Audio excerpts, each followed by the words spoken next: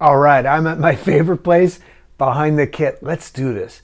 Now we're going to start with technique, which is really our flowing movement around the set. And I'd like to start here because this is really the basis of how we express our ideas, but it's also going to be the root of confidence, because how you move is how you groove. That's what we say in the LTR drumming method.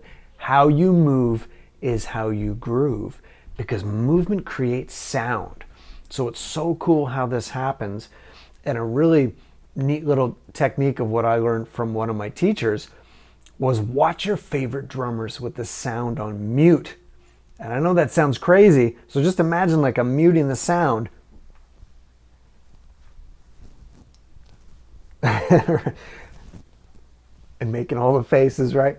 But you'll see the flow of whoever your favorite drummer is, the way they move. You're like, oh, I can see how like the way they're dancing is creating their sound. And sometimes if there's any tension, it can just get in the way. A great story is, I always share, is Max Weinberg, who plays with Bruce Springsteen. He still plays with Bruce Springsteen now. Decades, it's got to be over 4 decades. I think since the 70s. And there's stories of him at the beginning. I think he was self-taught. He probably, that's how I was too. You just literally just grab the sticks and just start going for it. Total punk rock, get up and go attitude, right? And I think the story is when Bruce Springsteen started having these hits in the 80s, like Born in the USA. I don't know if you're old enough to remember that, or you can Google that, but that was in the 80s, and Max was playing these huge stadiums, and Bruce is famous for playing these like 3-4 hour shows.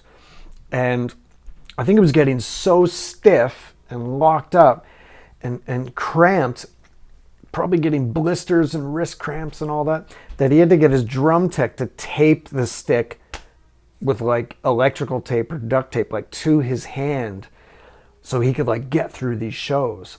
And the story is that he went to Jim Chapin, who, if you remember, that's my teacher, Don Famularo. That's his teacher's teacher, the legendary Jim Chapin. So make sure you know about him if that's a new name for you. But Jim Chapin worked with him with some of the things I'm going to show you. And now Max, all these decades later, is still playing with Bruce Springsteen, easily able to get through a 3-4 hour show. And he's actually getting better as he gets older. And Max Weinberg is just amazing. And his son, by the way, Jay Weinberg, plays in the band Slipknot, and he uses these techniques too to get through like the intensity of what a Slipknot concert would entail. And I love that band. So there you go. So whether you're having, maybe it's just you're not feeling as effortless going around the kit, it's maybe a little stiff, it's not feeling flowing.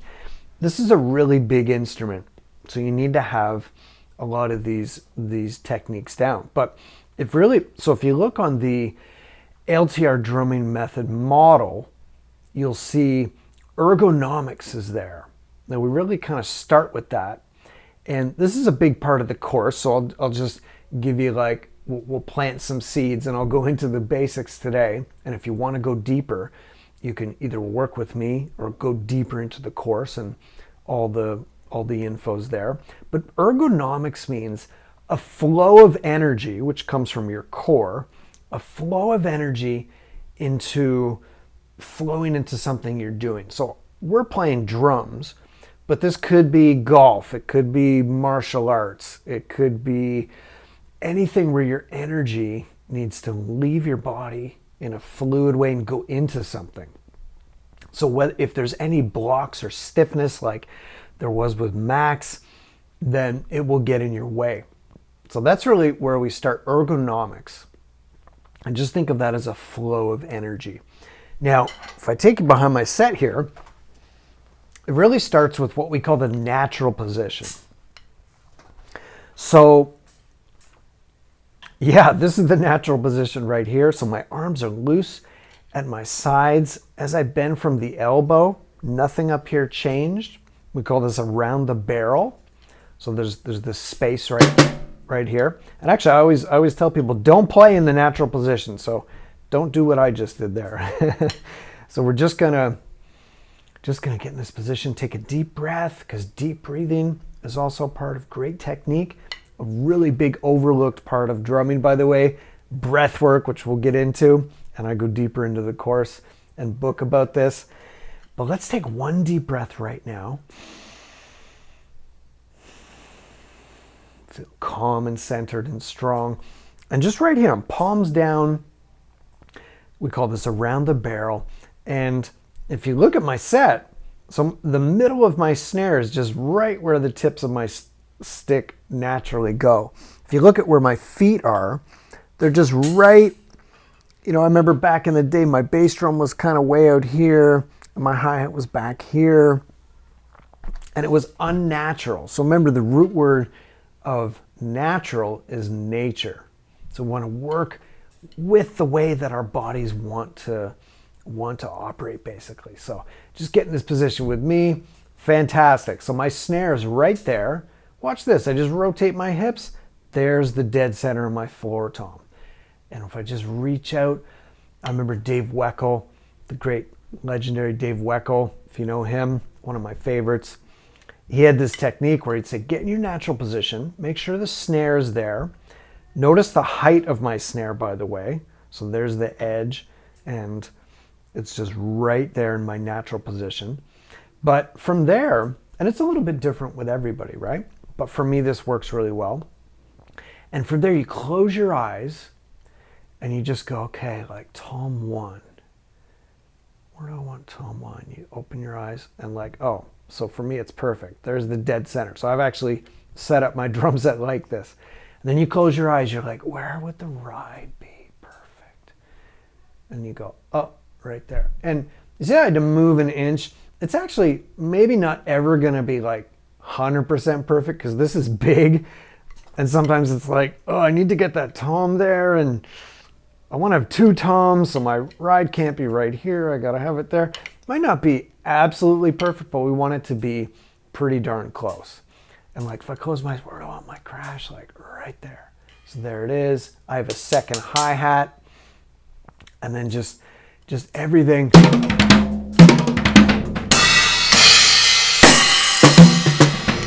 Everything is effortless. Now you also might notice, whoa, Chris doesn't cross.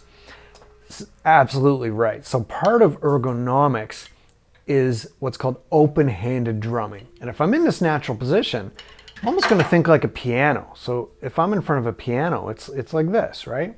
So I got all these keys up here, I got all these keys down here, and I'm generally just kind of doing this. Here's my piano, right? So this is my imaginary piano. So when I grab my sticks,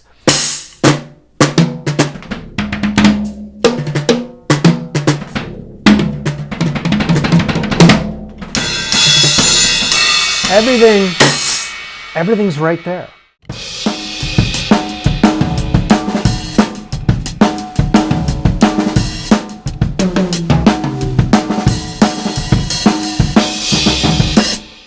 And drummers are now catching up to that theory of leading with the left hand, or leading with the right hand, which is called open drumming or open style drumming. Because your body's open to play whatever.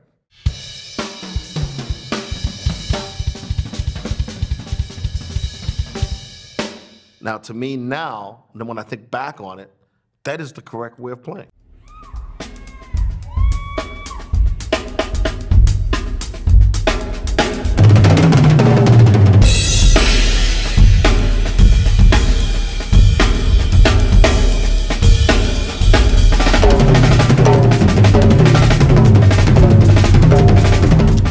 You cannot solve new challenges with old solutions. When I read that line, I said, that's it. This was an old solution when the drum was on the side and they played that way in the old rudimental days. Then all of a sudden, when we moved the drum in front of us and sat down, the challenges changed, but we were using the same old solutions. That's not what Einstein said. So at that moment, I said, I'm changing to match grip, and I'm going to open-handed, because this facility, which is what Cobham started, Billy Cobham in 1959, freed him up, Simon Phillips, all these great, great drummers that have done this, Will Kennedy, fantastic. Klaus Hessler, I said, that's where I have to go if I want to start playing drumming for the 21st century. I remember I had years and years of playing cross because all my favorite drummers played cross. I had this teacher at the time that was just like, yeah, just do it. This is what you do. And later I switched to open-handed, but what we do in the LTR drumming method is it's a must to make at least 10% of your playing open-handed. So I hear you may have played all your life cross. Sometimes you can get a hi-hat on your right side. Some people have cable hi-hats where you can put it there. Danny Carey from the band Tool, he's got his hi-hat right here. So he's playing like this. And it just has like the pedal with a cable. So you can still operate it, but it's like right there. And you could actually do both hands if you had your hi-hat there. It's actually a pretty good idea. But just getting that left hand on the hi-hat and also ride cymbal.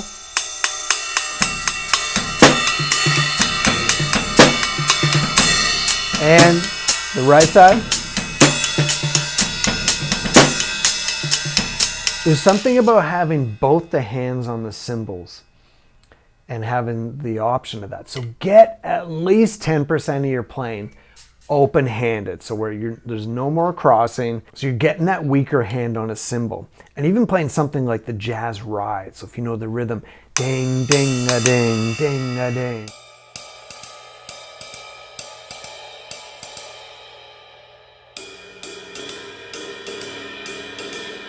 So you're getting that weaker hand on those cymbals. And basically think of it as ergonomics. And there's something that taps into confidence. You notice my body language. So this is so get in this stance for me right now. Take a deep breath and feel your sternum out. Just a little bit like that. Just do this with me. And just notice how you feel right now. It's like chin up a little bit. I'm ready to take on the world. I'm calm and strong. And I'm feeling confident. I'm unstoppable right now. And my chest is open. I'm vulnerable, but I also am using courage. Like, this is me. This is who I am. I'm gonna play drums. Now, when I play open-handed, I'm utilizing this body language, because body language is a way to short wire faster our mood and our feelings and our state. So we can try to think it, I am confident, I know I can do this, with a thought, but sometimes the body can influence the mind quicker than the mind can influence the body. So it's through body language of confidence. That's all about the natural position, but also about open-handed drumming, where my back is straight, again, my chest is out.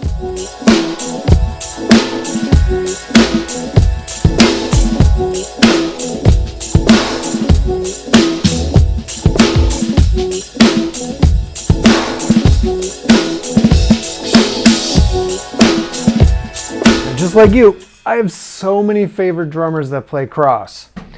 You can still get a confident vibe cross, of course. John Bonham, Neil Peart, like almost probably 99% of drummers play cross, but just feel the difference, right? I'm over here, you can get kind of locked in, some funny technical things can happen, and I don't have that body language of this. And I'm also not getting my weaker hand on the cymbals and around the kit. So it's also going to affect your ideas and your creativity, which we go deeply into on the course. So yeah, so that's ergonomics, and that's just the beginning. You can see that there's so much to this. So make sure you've got your natural position, and the drum set is an extension of your body, not your body reacting to the way the drums are set up. That's how I used to do it, and I know what that feels like. You want it to be the other way around, where you become the instrument and the drums are just catching your movements. That's the key to confidence right there. And then get some open-handed drumming into your playing. Your weaker side is going to go up, and you're definitely going to think of new creative ideas.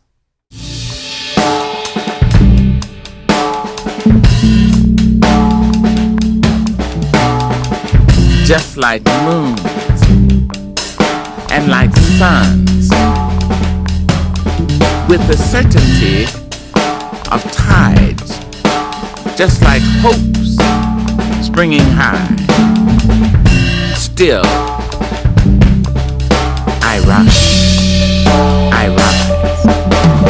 1, 2, 3, 4. The key to flowing technique is also to have pillars that hold up the foundation. So everything in the LTR drumming method is about strengthening our foundation so we can soar and we just have no limits. And that's really what the best players in the world constantly do. They just have a super strong foundation and they always go back and work on it. So that's what we do. If you work live with me or you go into the LTR drumming method course, this is what we do, is strengthen the foundation and delete all the confusion and the overwhelm and the extra noise. So we add an element of simplicity where we're constantly working on our foundation. Simplicity is not easy. Simplicity is actually very challenging. But once you know how to delete the noise, you know exactly what to work on. It just makes you feel so good when you play. So what we call the 2 pillars of technique are, one is rebound. So that's just imagine, or just feel the sticks bouncing when you play.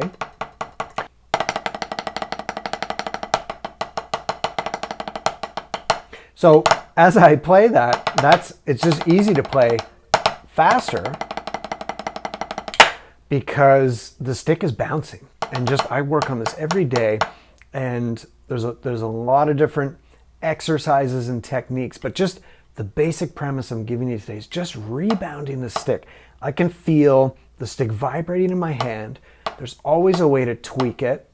Even if you're just going slow, you may have seen something called the free stroke, where you actually try to just get the stick bouncing right back to my hand. It's something we go through deeper into the course. But just mastering the way that the stick wants to come back. So if you think of, for every action, there's an equal and opposite reaction. So the stick will come back faster at us than we can pull it up or manipulate it. So we don't want to do that. We want to go with the wave of energy and just be able to harness and use the energy of rebound. It's like tapping into a great force where all of a sudden you just don't have to work. Now the other part was what we call momentum. I'm looser in the top of my hand. I can play with a lot of power if I want. Watch like Chad Smith from the Chili Peppers. Man, awesome. So I can just get a little whip from here, my wrist. Like a wave. Notice the tip of the stick is like heavy. I'm going down like that. It's almost as if I have a bracelet and it's getting pulled to the ceiling. And the tip of the stick's heavy, so it can be a tiny little whip like that, but also like a very big and powerful whip. Now taking that to the next level, if I get some free taps out of that, so you can see I'm just in that same motion, but what if I went 1, 2, 3, 1, 2, 3, and kind of let the momentum that I'm creating play those extra strokes. So really all I'm doing is this, but these free taps are in there. And this is where I'm working way less for every stroke. Such a powerful motion.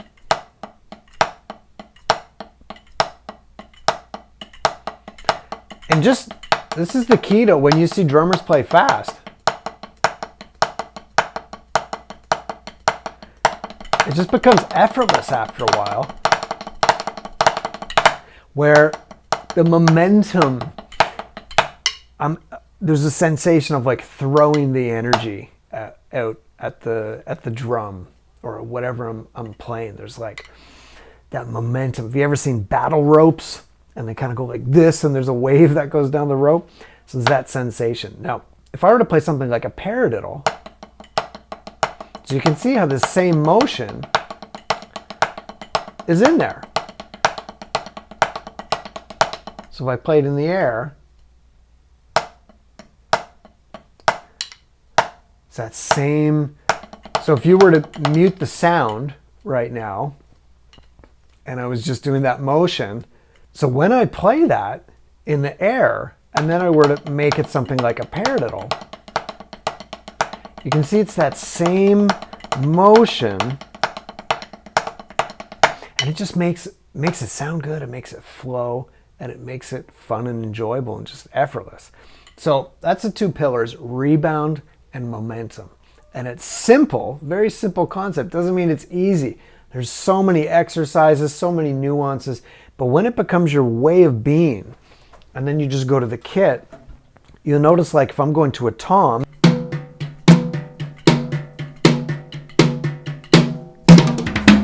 and also the rebound. So I'm feeling the stick is in harmony with everything, every surface it's hitting, and it just grooves.